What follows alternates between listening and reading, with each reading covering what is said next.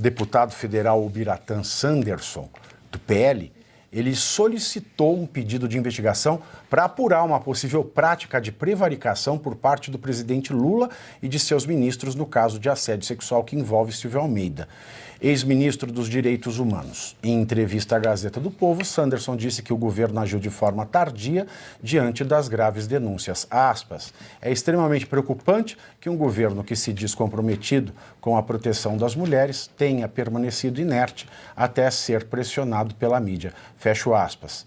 Segundo o jornal O Globo, mesmo sabendo das denúncias desde o começo do ano, o governo planejava fazer um evento para lançar um programa contra assédio. A ideia era ter a presença justamente do Silvio Almeida e da Aniele Franco. Só faltava dizer que eles iam ser garoto propaganda. Agora é o seguinte, o Sanderson, não é prevaricação do governo, não prevaricou, ele não tem poder de polícia para crime comum, só se ele tivesse visto e tivesse que dar voz de prisão. Mas voz de prisão é um poder, não é um dever. Você quer dar voz, você quer processar alguém por prevaricação? Processo Alexandre de Moraes, que esse prevarica de doer. Qual seria o que poderia enquadrar o Lula nessa situação? É interessante, eu conheço o deputado Sanderson, não tenho amizade com ele, ele é um cara muito sério, ele é um delegado da Polícia Federal. Ele já fez algumas solicitações de impeachment, pedidos, entrou com processo, quer que seja, por algumas coisas que eu achei muito estranhas. Por exemplo, recebeu o Maduro aqui. Ali era um chefe de Estado. Ele não podia pedir, dar uma entrada no processo de impeachment porque o Lula recebeu este monstro aqui. Ele, na época, era um chefe de Estado, então exigia-se isso. Mas poderia ter pedido o fato do compartilhamento de informações entre a BIM e o Serviço Bolivariano de Inteligência. Sim, aí exatamente. Teria a questão... Aí tem um tipo certo. Exato. Mas nesse caso, por exemplo, o que ele está dizendo? Pô, os indivíduos sabiam do que estava acontecendo, pelo menos há 6 meses. Qual seria o tipo legal para enquadrar essa situação? Porque eles simplesmente ignoraram a Aniele, ignoraram as 14 denunciantes, ignoraram outras mulheres e as vítimas que estão se manifestando. Muito provavelmente outras também se manifestaram por intermédio do Me Too Brasil. Que mas isso não vai dar em nada, sabe por quê? Porque é o seguinte, o Lula não é a polícia, ele é o presidente da República. Se enquadraria alguma coisa? Infelizmente é. Né? Não, Nada. Ele não teve... não. Agora você vai falar assim, ele tinha a função de denunciar, ele tinha a obrigação de denunciar. Então a Marielle também tinha a obrigação de denunciar, porque ela é uma ministra de Estado, a Aniele. Mas será que aí isso você vai revitimizar a vítima. Não é o caminho isso daí, não é o caminho. Que esse tipo de denúncia que eles estão falando, essa prevaricação... Prevaricação, é um artigo do Código Penal. Mas não seria o caso de... ele deveria ter feito em questão de demiti-lo e não usá-lo como...